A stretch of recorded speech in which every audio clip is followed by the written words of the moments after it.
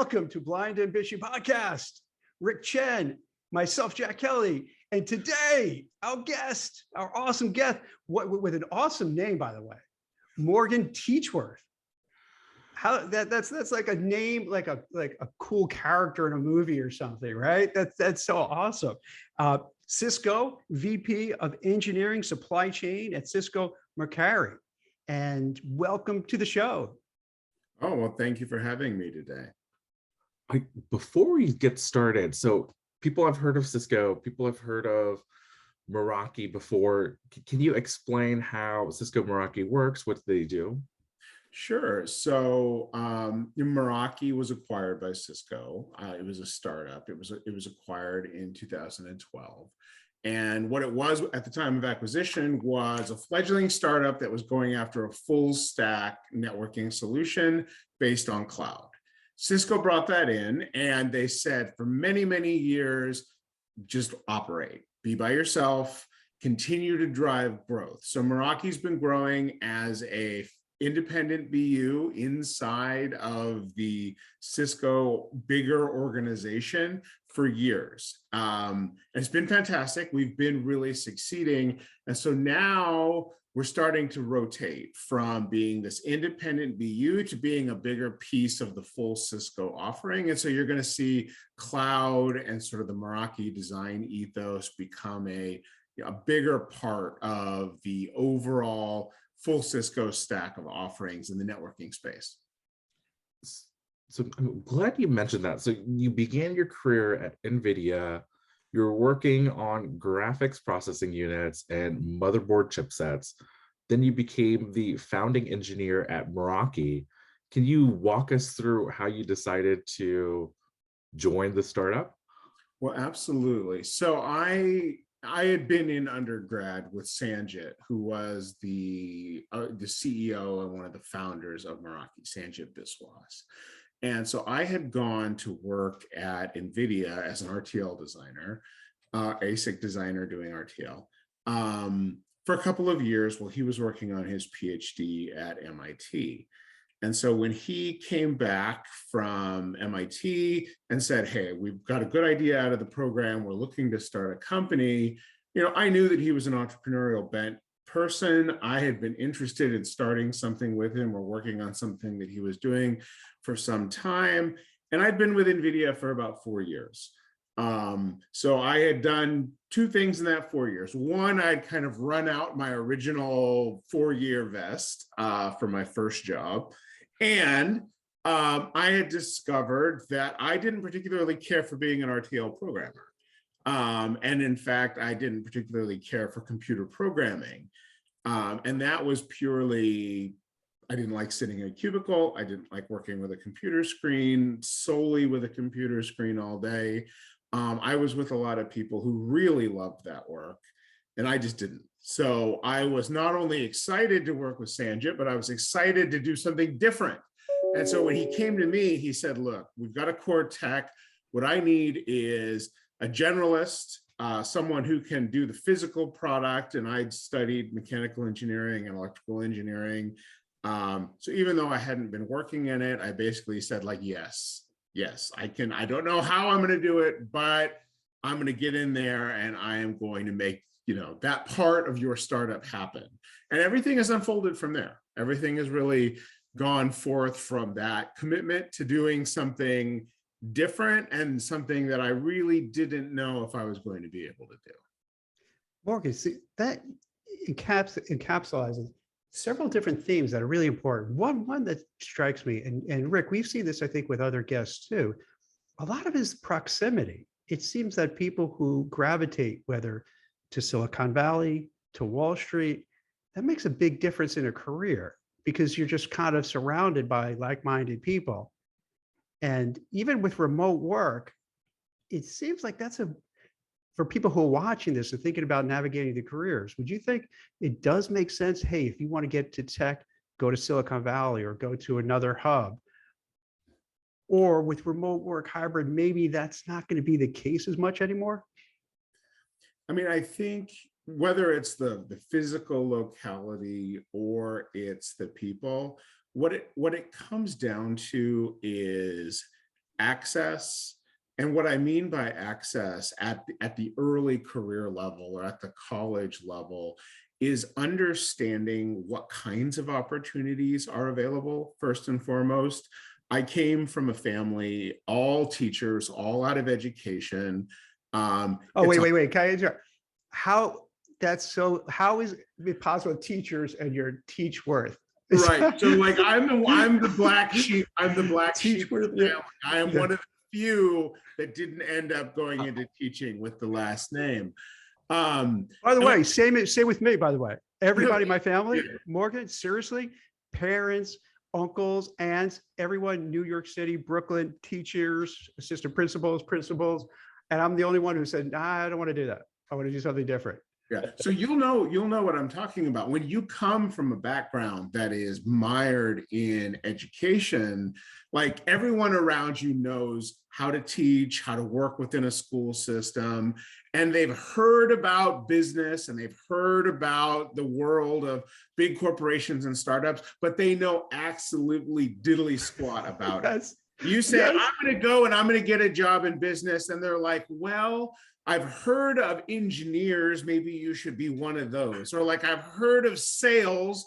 I guess if you're not an engineer, you're doing sales. And like, maybe you don't seem like the salesman that I've seen in the movies. So like, go be an engineer, quote, engineer. And like, so when you go out, especially maybe like pre-internet, if you were on that side of the early computer divide, you're entering into college and you study an academic subject, but then when you go to find a job, you're like, I don't know what the parts of a company are. I don't know what the different types of opportunities are. So, and then you realize, you know, based on that college experience, there are people whose parents were in business or who have grown up in Silicon Valley, who have been in the bubble, and like they intimately understand what the steps are to starting a company or what the steps are to working inside a company.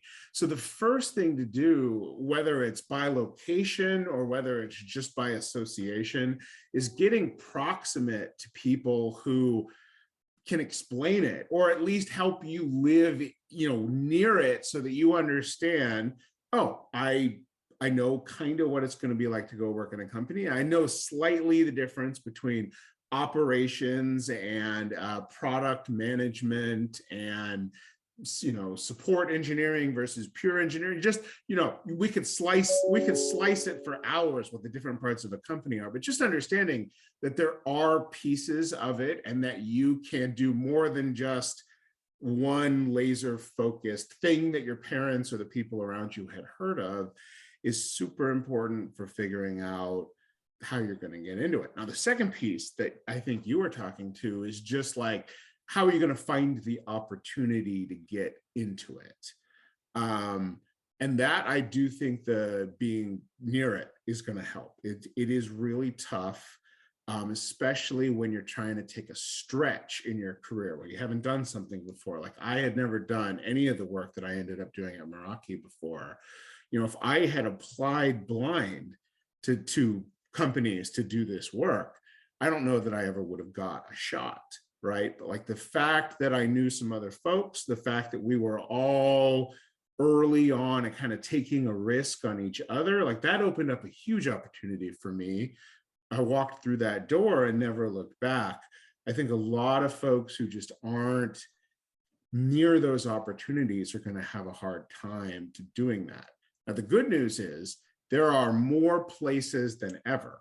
And the internet community is more connected than ever to create those opportunities in a virtual setting.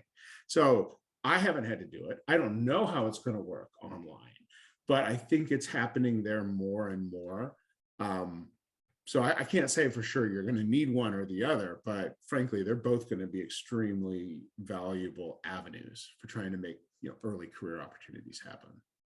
So it's kind of a little bit of luck. You want to find the, you know, the kind of friends who are going to succeed and move forward. You want to find the location where you can have that ecosystem. You want to be early into whatever that may be, whether it's Bitcoin, whether it's tech, whether it's whatever the NFTs, whatever the new thing is.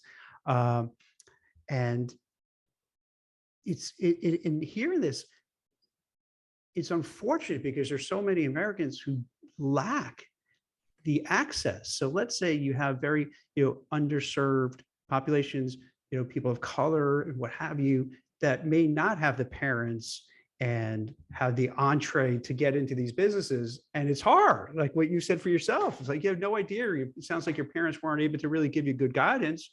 In fact, I would wonder, because my parents were like this, I think they gave bad guidance because they just didn't understand. So it wasn't on purpose. They don't want to give bad advice, but they just had no idea.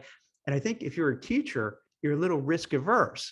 So then if you see your kids doing something that's a little risky, they freak out. Like, what are you doing, Morgan? What are you doing, Jack? Yeah, absolutely, absolutely. And I think when we talk about the digital divide, it's real. Yeah. But it is, it is decreasing, or it's moving. More people are getting at least regular access, and that's the first step. That, like, the network step, the access to the information, the ability to talk to people, it's the first move towards a more inclusive working environment that can bring that entire marketplace together. That's a definitely part of the Cisco mission, that inclusive future for all. But it's a good first step. Now, once you've got it, you do have to figure out how to take advantage of it. Like, it's not just enough to have the access out in front of people. They have to have some extra help to get there. And that's where just being surrounded by, or even meeting or paying attention to the few people around you who can point you in the right direction is super valuable. You don't want to close yourself off to different avenues of exploration. You want to, go and look at them, spend time, even with the most boring people. You want to spend at least some time understanding what they're saying, because you're right. Like, some of the advice that you get from the people who care most about you is stability focused, is like, what is the lowest common denominator, safest path that they know, because they're looking out for that minimum state, that like safe and productive citizen state. And most of us, we really just want to explore beyond that. So you can take that risk. And even more important than taking that risk is just studying other people around you and being curious about other people who have taken risks, whether or not it paid off. This is the bias that we see in the sort of the modern world and the modern internet. As you go online and you're like, I'm going to go read about a bunch of billionaires. And you're like, there's a huge gap between take a risk on your first job and, the couple of people who rolled the dice and made billions. But these days, and I'm getting dangerously close to complaining about the kids, but like, go for it. It's all right. These days, it's like, well, I started my career and I'm 3 years in and I'm not a billionaire, and like, I didn't immediately hit it on a gold rush, and so what is this BS? Like, I'm out. I'm not going to take the next one. I got to stop rolling the dice. Maybe my parents were right, and I should have got that Been an accountant. Should have been an accountant or gone to trucking school, great jobs. But it's there's patience there. And I think being in a startup early on, NVIDIA was fairly early then. So like being in a fast-paced environment and then being at a startup, it's a weird combination of like needing to be patient for the success, or like being patient for the growth of your career, but also being completely impatient about the business itself or the work that you're doing on a week-to-week basis, and being able to hold these two thoughts, that like the world is impatient, but as a citizen in it, like I have to be like patient and not only look for the opportunities, but actually put in like the hard work and the elbow grease to take advantage of them. That's a real cognitive dissonance that people can suffer from. And the flash of success of people on the internet, the Twitter phenomena of seeing all these very successful, very noisy people, can really be a distraction from the work that actually has to get done. Yeah, I'm glad you said that, Rick. What do you feel about this? I think sometimes when you see, whether it's an Elon Musk or even under that level, it can kind of make you feel bad no matter what you're doing. By comparison, you feel like, wow, I'm a loser. Even if you're successful by any metric, you see, I guess with social media, you can see the things where you couldn't before. You may have heard about the Rockefellers and what have you, but you really didn't see them broadcast their lifestyle. You didn't know what was happening. Now you see it in real time, and it kind of messes with your head. And I wonder, Morgan, Rick, what do you think about this too? When you said about people want to get that success right away, isn't that kind of what happened with this whole Bitcoin, cryptocurrency, digital assets, NFTs? Did it seem like those YOLO trades?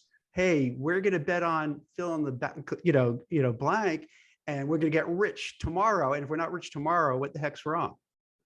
Yeah, I mean, everybody sees the attraction of chasing a gold rush, and when you live, and it's even worse here. I live in Silicon Valley. I've been in Silicon Valley since I went to college, and when you're around the gold rush, when you're away from it, you can say, hey, I can see that's a gold rush. Like, I'm not going to head out there. I'm going to do this other thing. I'm going to sell shovels, whatever. It makes sense. We've all heard that. But when you're in it, when you live in the boom town, like, how can you not mine for gold? Like, you don't come here, live here, grow up here, breathe it in, and then decide, well, everyone else around you is running around with a sack of gold nuggets that, like, I'm gonna go get some shovels and try and sell those. Like, you come from out of town with your shovels and you make a huge fortune around it, but you get swept up really quickly. And I think, like you said, with crypto,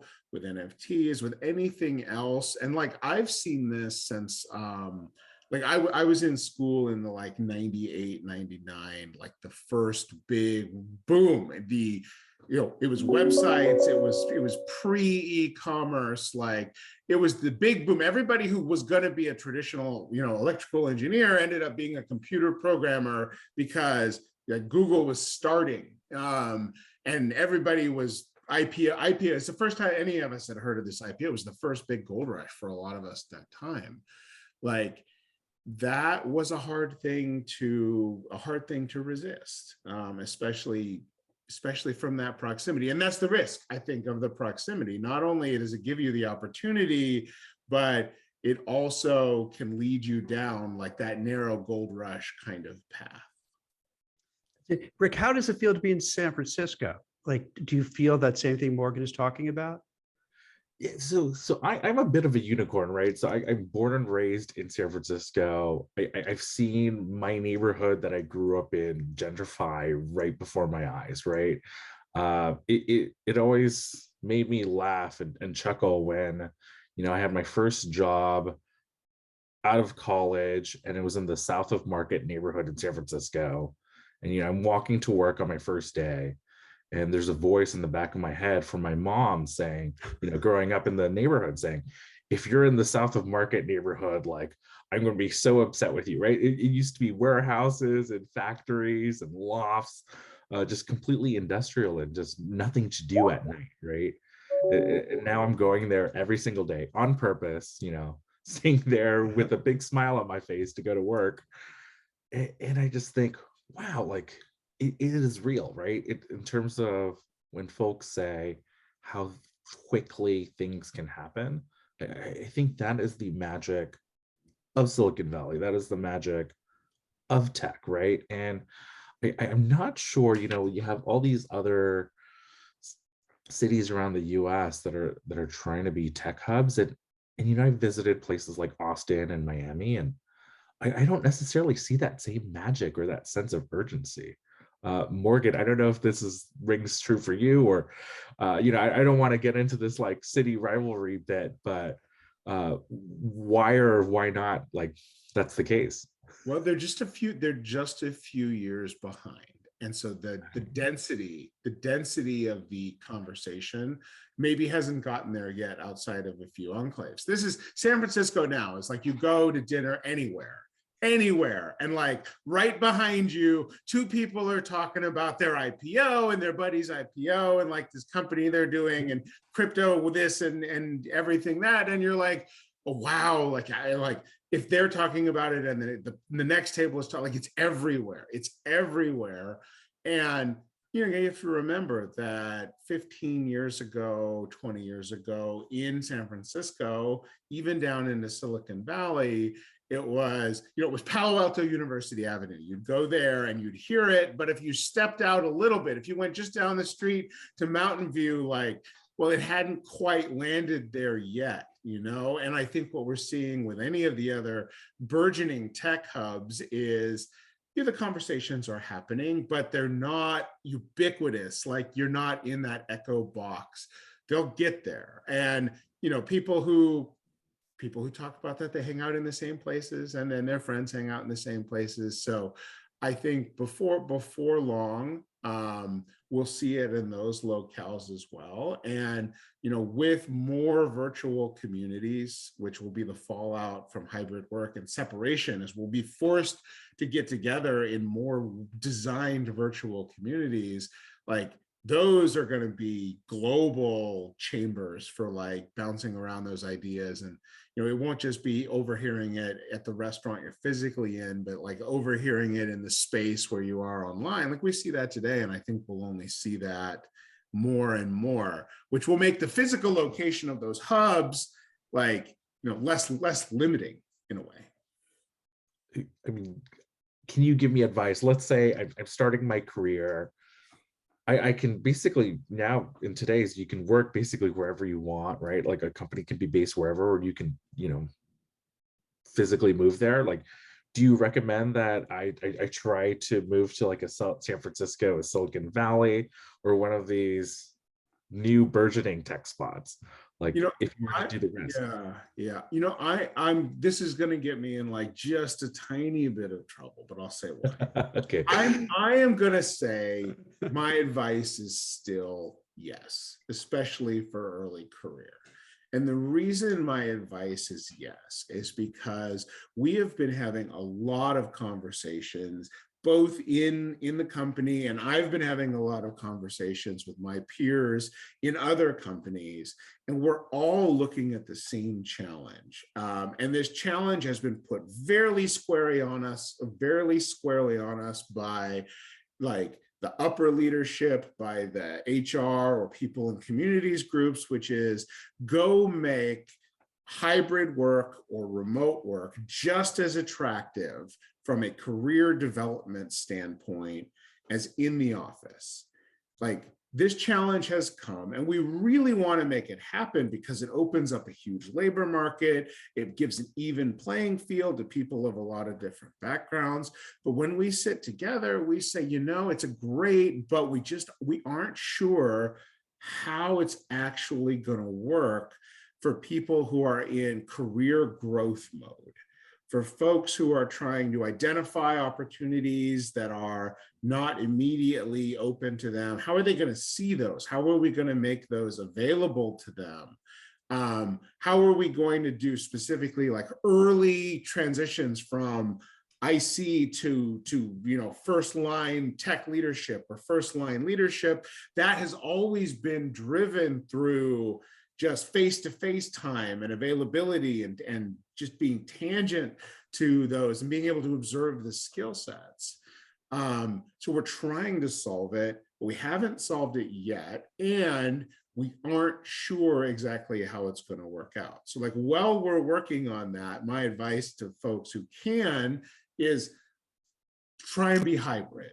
If you aren't going to move to a tech hub, look for a job where you get the opportunity to go in on occasion, where they're going to support mobility or rotations to and from wherever the in-person action is, because it is in many cases going to be tough to open up those opportunities. And like we were saying earlier, especially if you're from a background where you just don't know how a company works or what the different parts of it are, like, how are you going to see those parts if you don't have a chance to go and see those parts? So I am going to recommend, especially for folks who are early career, that they take the opportunity to get proximal, to physically get where the company is still trying to take action, just to try and open up those doors or learn the things that they otherwise won't be able to get exposure to. do you have any recommendations of going to like a tier one, like a Seattle or a San Francisco versus, an Austin or a Miami or Denver? Well, what about Honestly, even in Israel or like some of these other hubs yeah. that like, I can't tell you how many companies I've written about recently that had awesome startups in Israel. I mean, it's, Yeah, there's a ton. And honestly, no, it's not. So for me, it's not like, look, you got to be in New York. yeah. You got to be in San Francisco. Like, no. I think like there are, and this companies have spread out. So there are good opportunities all over the place. It doesn't even have to be one of the like top 12, centers of excellence in the United States for tech companies. Like there are good opportunities and good companies in a lot of different places. I was speaking more of like, if you want to be fully remote and there's no opportunity near you, or if you want to be fully remote, but then the opportunity that you take is really far and there's no chance to get near it, like you should look on how to correct that. But if you want to live somewhere, if you need to support your family, or you just really enjoy an area, there are going to be better opportunities proximal to you than there ever have been before in your chosen area of work. Because every company has realized that like the HQ and everybody clustered around the HQ is extremely limiting from a diversity perspective, and just extremely limiting from a regular workforce perspective, and just growth limiting in general. Like if you plant yourself in one pot, you're going to grow to that size and then boom, you're going to stick there. Meraki was encountering this problem before the pandemic, before the shutdowns. We had as a BU, a very HQ specific culture. And we had opened up a few satellites or international locations and started to grow them, but it wasn't happening super quickly. And we were really feeling bound by that geography. And that was SF. That was an expensive geography, not the most diverse geography either. So the like forcing function of having to open up, that showed us that maybe we were a little bit too attached to that. Definitely it was holding us back. And a lot of companies, big and small, they were either already realizing that, or they've definitely realized that from having to change hiring and retention over the pandemic. So now they're everywhere, and there are good opportunities all over the place. Is there value with them, let's say for a company like you describe in Meraki, where it's a certain size, but then that might be a way to really shine because you have the best of both worlds, where it's still probably small enough to be entrepreneurial and you kind of have interaction with the senior execs, but you have also the big brother or sister behind you with the deep pockets that you don't have to worry about something going wrong. So for a career, is that maybe not such a bad place to go if there is like a carve out like you're in now? And I know you're kind of moving back in towards the family. Mm-hmm. But for a few years or what have you, to say, hey, I don't have to worry about, if I was a small startup and we're not getting funding and it's all over, but I still have access to all the key players. I'm going to learn a lot. It's a tremendous privilege as a young BU or a startup to have that protection and be part of that umbrella.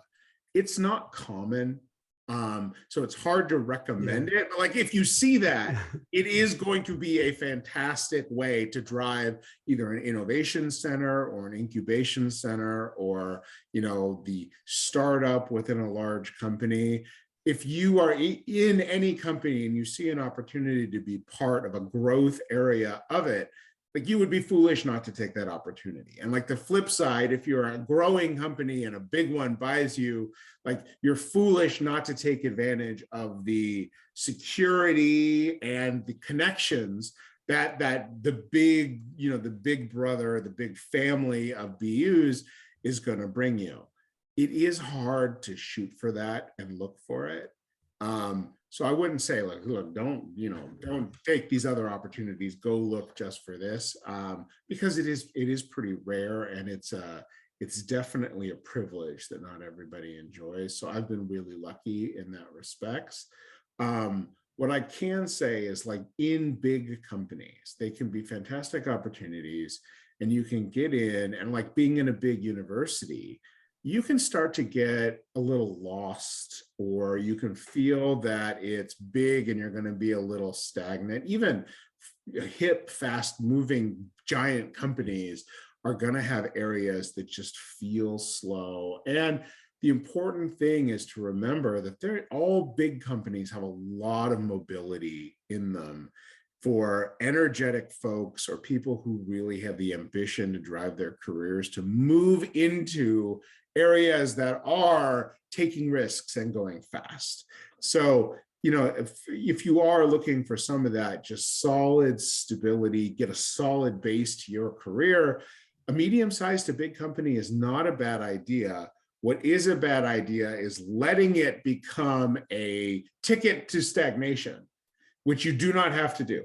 And so I'd say with Meraki, we, as a growing BU, as a startup within the bigger organization, like, we attracted a lot of talent from the big central Cisco organization, folks who wanted to be part of that experience. And we also had a lot of folks at Meraki who had been just working really hard for years and going super fast, who were moving into phases of their career with family or with elder care or any other situation that said, hey, I want to work on the bigger impacting big BU stuff that maybe is moving a little bit less like risky and quickly than the stuff that I've been doing at Meraki. There was a good spectrum of opportunity, and inside Cisco, there's the entire spectrum of opportunity to make a solid impact and contribute to the mission, but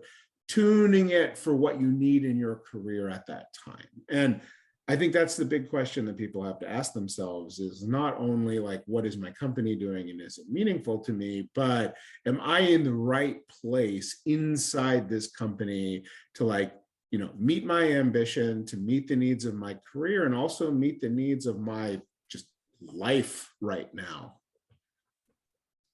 That's great. Hey, this might be, don't make fun of me, Rick and Morgan. These might be dumb questions, but if somebody's super motivated and you talk about remote work, do you think it behooves them that they have the financial means to get out to that home office on 2-3 days a week? Even if it means that it's coming out of their own pocket as an investment in your own future, to say, okay, you know what? I'm here in XYZ place. I'm glad I'm working remotely for an awesome company, but I really want to get noticed and just be kind of entrepreneurial and say, hey, I'll pay my own way, get there, crash at a friend, get an Airbnb, to really just get in front of the people in the office, and they'll see me at least 2-3 days a week. Before you dig into your own pocket, lean into the tools that the company is providing. Like, there are a lot of ways to leverage full remote work. Like, everybody has the WebEx. They have things set up. People are leaving more space on their calendar than ever before. I know my team is climbing up to like 120, 130 people. Like, I can't always meet with all of them, but if they ask for some time, they're gonna get it. I'm leaving, especially with the remote setting, like, there's time there, and all my leaders are holding time. So if you really are ambitious, if you're so ambitious that you think about, sleeping on your buddy's couch, just start asking for the time. Like, start connecting with them remotely. If you find that all of the remote tools aren't working, or your company hasn't made those investments yet, try to get them to pay for it first. It's more of a benefit for them. Yeah, it is going to be valuable to get up there and get some face time, but everybody is trying to make hybrid work. And like, the number one thing that makes hybrid not work is being shy about using it, like not asking for time, not leaning into connection. So really, you should do that first. And I'll say, like, I would love it if my employees from like junior to senior just tried to make more human connections with me when I'm working remotely. Like I craved them too. I think my entire leadership team like struggles to get out of the big meetings and into the small ones that feel like really meaningful interactions, and where, you know, you're looking at someone face to face rather than looking at a screen, a sea of faces. So give that, give that a shot first. It's going to work pretty well. And then, the other one is definitely a fallback. Now, if you're local enough, if you can afford and like that commute once or twice a week, like, and you're just kind of lazy, you're fully remote and you don't go in, we call it a mobile worker, somebody who's in 2-ish days a week. Well, then I think you're not serving your ambition. So if you're close enough to do something unpleasant, but maybe not really costly, you should probably take advantage of that opportunity and go in. And that's the phase that a lot of companies are in, and Cisco is in right now, is trying to enable that group of folks that aren't in every day because they have to be in a lab, who aren't fully remote because they live so far away that they'd be out of pocket to come in. But the folks who are in that fuzzy gray area to, invest in coming back together and making those connections, both intentional connections and accidental connections, which have always been how, the company has evolved and how the culture gets driven. Well, I'm fascinated in your role specifically, right? So you're the vice president of engineering and supply chain. To my knowledge, and granted it's a bit limited, I've never seen a department or role where it's truly like cross-functional, where engineering and supply chain sit together. You mentioned that you lead a team of 130 or more. Can you walk us through what that is like from where you stand? It's an interesting role. It's not 100% unique. Since I've had it, I've gone out and I've met a few other people who are doing it. And I think where I see it trending, where I see it happening more and more, is companies that sell hardware, physical product, but where the physical product isn't the end all be all of what they're doing, where what they're really selling is the platform, the software experience, the feature set attached to it. And I've said since day one, and Sanjit and the rest of the leadership team has always been really clear on this: Meraki is not a hardware company. Like, I am there as a service organization to shepherd a physical product from architecture through its life, make sure the customers never regret having it on site. But the real offering, the Meraki magic, is in the software, the management layer, the entire customer journey of the life cycle managed, and keeping things simple. And so it does really help to not have the different pieces of the physical product experience, the supply chain, the actual production of it, and like the long tail of it being really separate from the engineering and manufacturing aspects of it, because it keeps a continuity there that keeps it kind of under the radar. And it's not one fiefdom or another where, the physical design folks, like, they have to get it up and be really important. It has to be about the design, or the life cycle. It has to be about the maintenance. Like, they can share their piece. They're the road, and the road must roll, right? So they have to keep it. They have to keep it going. And so that's been really helpful. And especially in the recent climate of, the supply chain crisis, having those teams be so close together has really helped with the push and pull of redesigns or alternative sourcing. It cuts down the amount of chatter or the number of barriers between what are traditionally two very different silos.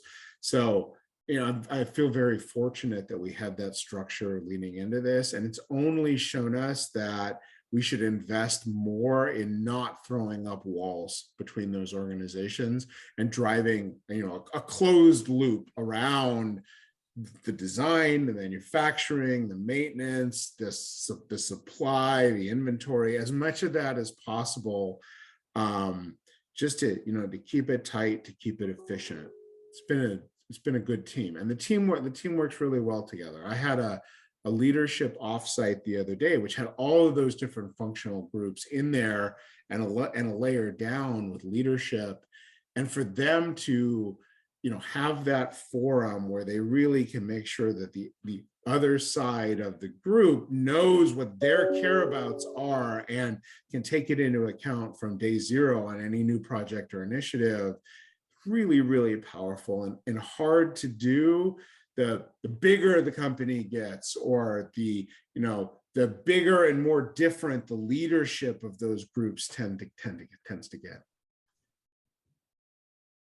Got it. Can you kind of also like walk us through maybe how your scope of work has changed from founding engineer at Meraki to, part of the leadership team? Yeah. The funny thing is that the scope as described doesn't change a ton. It's like when I started, I was responsible for the whole life cycle of the physical product end to end. And now 15 years later, I'm responsible for the whole product but the difference is like 1 to 150. The 150 are 10,000 times better at doing all of those things, and at, a million times the scale. So personally now it's more about getting people who are better than me in every single function to hire people who are better than them in all of their individual functions, and making sure that we drive it across a consistent attention to quality and reliability and just good design principles across a very, very big portfolio of products and a very wide portfolio of customers. So in that way, my scope has changed a lot in that it is bringing experts in. And when we were a small company, and most small companies are founded on leveraging their partners. And for the size of the business, my team is still quite small, because we've always leaned into this idea of leveraging our partners, our JDMs, which are design and manufacturing partners. Like, they're part of our team. And as we get larger, it's bringing more of those partners in, or expanding to include some like the second and third tier. So, the mechanical partners, or like the returns processing and failure analysis portions of those groups, like bringing them into the fold as extensions of the team. So even at 120, 130 people, like, I expect everyone on my team to be managing our partners and focusing on translating what they can learn about the customer needs and the customer experience into guidance for the employee that's doing the work, or the partner that's doing the work, so that we close the loop again between the work that we do and the needs of the customer that are primarily being met on a day-to-day basis by folks like the sales team, or the TPMs, or the teams that are out there in the field all the time. So I think that's what's changed, is I'm doing less guesswork about what those customers need, and my team is doing less guesswork and getting more actual connection drawn to what they should be doing in service of the bigger customer need, which is what has allowed Meraki to continue to grow and serve the bigger and bigger platform of customers, small, large, different verticals. I think that is where we've invested most of the time as we've grown, is just being able to serve that broader, more inclusive market. I'm curious, there comes a stage in a startup where the early folks, they're generalists, and then eventually over time they have to kind of figure out, do you stay as a generalist and have like a really broad spectrum of experience, or do you go down and start specializing? Do you have any advice on how to navigate that kind of career path decision? Both are valid. I think my advice is that both are valid, and you shouldn't let someone tell you that one is better or worse because they have an incredible bias. If you just ask me, I'll be like, look, I was a generalist. It was fantastic for me. I went into management and I love it. I like working with people. I like telling people what to do. And I never specialized in a thing. And like in reality, like I was a pretty half-ass engineer. So it should work just fine for you. That's an incredible bias. That's like my adjacency bias is 100% showing if I were to say that. Like the truth is, like, I don't get to be who I am if everybody else doesn't get to be who they are too. And there are equally viable paths to success as a specialist. In the same way, like, you know, we make a lot of hay about, oh, it's the management track. You got to get up, you got to manage it, you got to become a lead, you got to manage a team, you got to manage a bigger team, then you got a director, and then, you know, you got to go up the titles. And that's not true either. Like there are plenty of people who are good peer ICs who become professional engineers or fellows at Cisco who maybe they dance in the management track. And I recommend that everybody tries it. Like they should mentor, they should try being a tech lead. If the opportunity comes up, it's like if the call comes where a team needs to be managed and you are in the best position to do it, like you should answer the call for sure. And if you find out through that experience that it is absolutely not what you want to do, then you should be very clear to your boss and the people around that like, this was nice, but I would like to step back, and companies should support that. I've seen that happen at Meraki many times. People took the big step up into management, did as good a job as they could, did a very good job in some cases, but decided, no, thank you. Like I'm going to take a step back, and have gone on to, you know, grow on the equivalently titled, equivalently comped career track, which was specializing and focusing on something. So it's, my advice to people is like, don't feel you have to go one way or the other, or that, you know, one's a dead end or not. Like those opportunities do exist.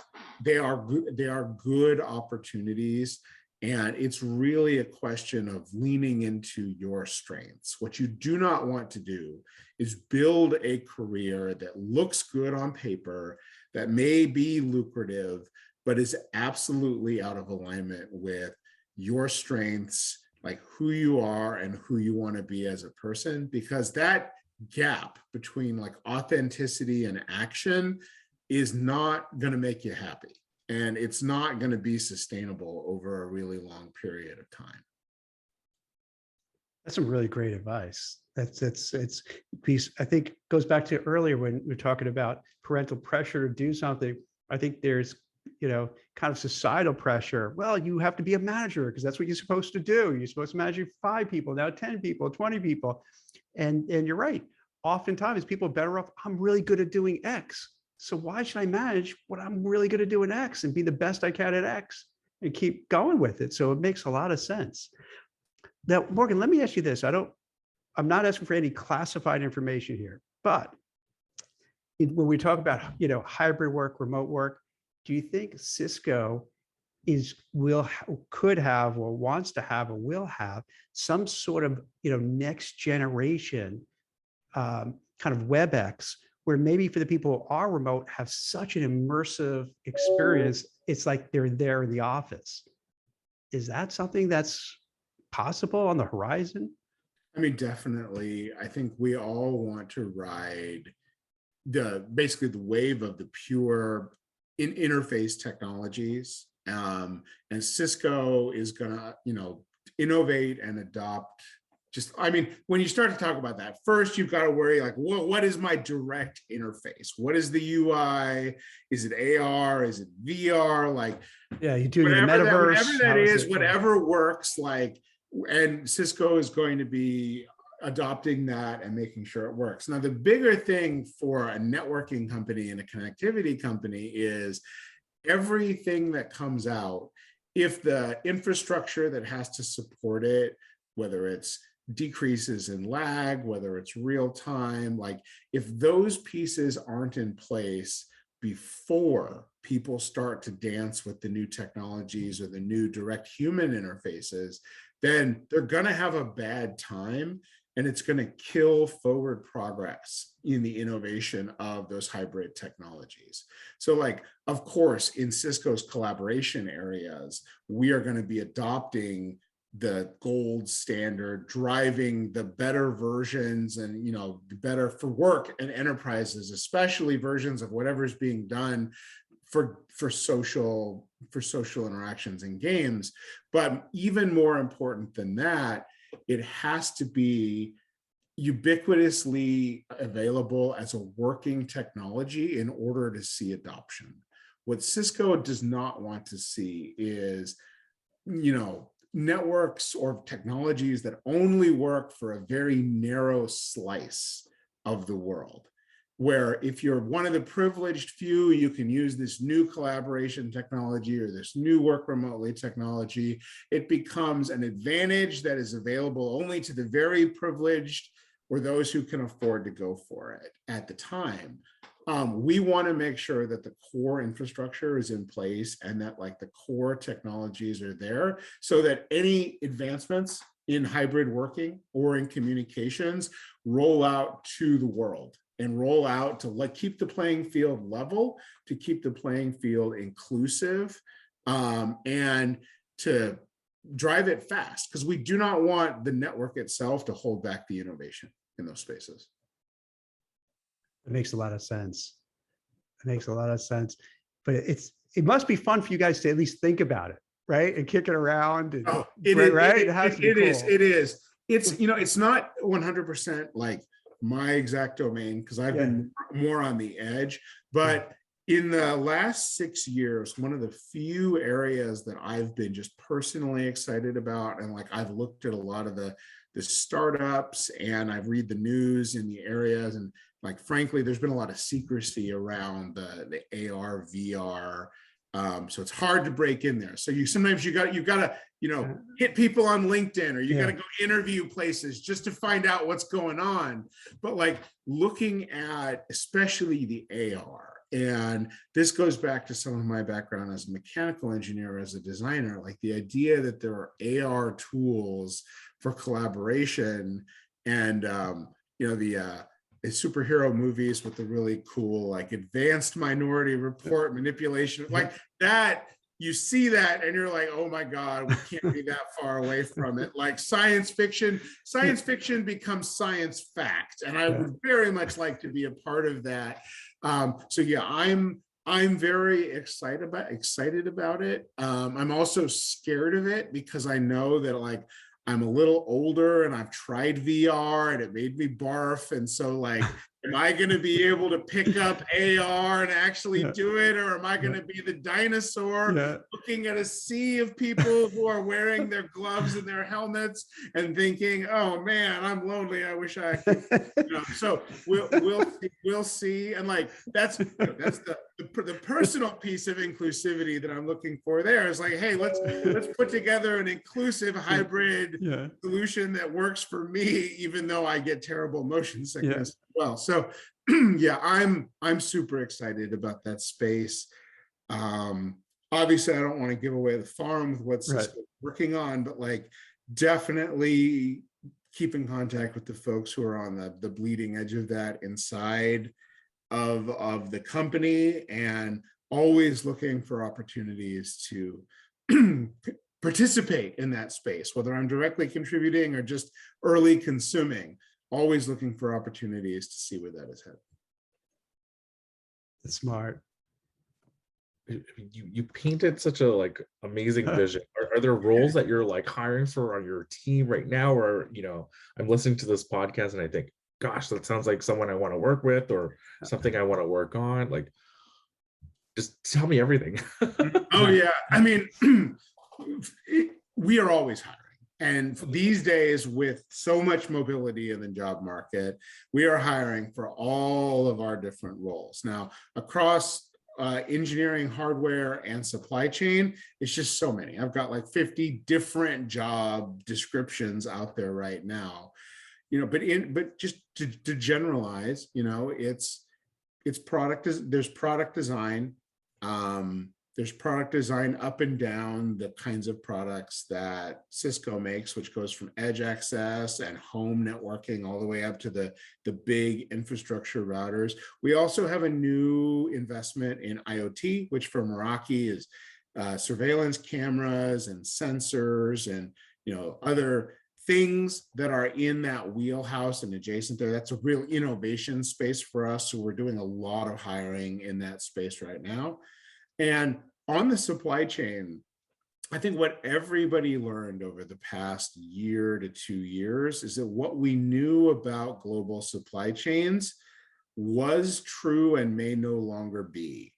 And so we're definitely in a reinvention space, and we're experimenting with new methods or new types of resiliency in a way that is really exciting. A lot of folks don't think of supply chain as like a strong innovation space. They think of it as, a productivity space. There's always developments there. Cisco drives like a top worldwide supply chain, but they don't think of it as innovative a space as pure technology. Well, frankly, like right now, we are applying every little piece of modern technology and modern machine learning.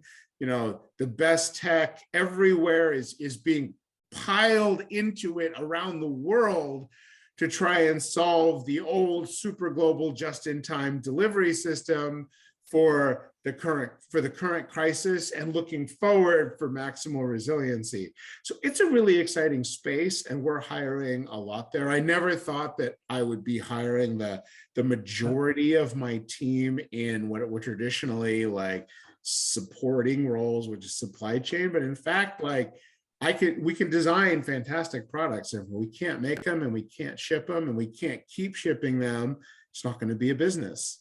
So we are putting huge investments in that right now.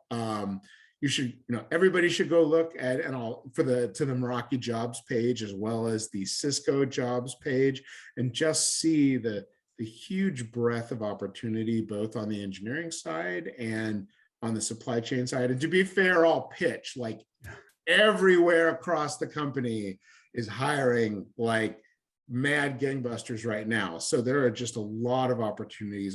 That's so good to hear, because like we've seen a lot of reports, and particularly so I'm blind, where there's a lot of companies that have been laying off and downsizing. So it seems like for you guys, you're doing great.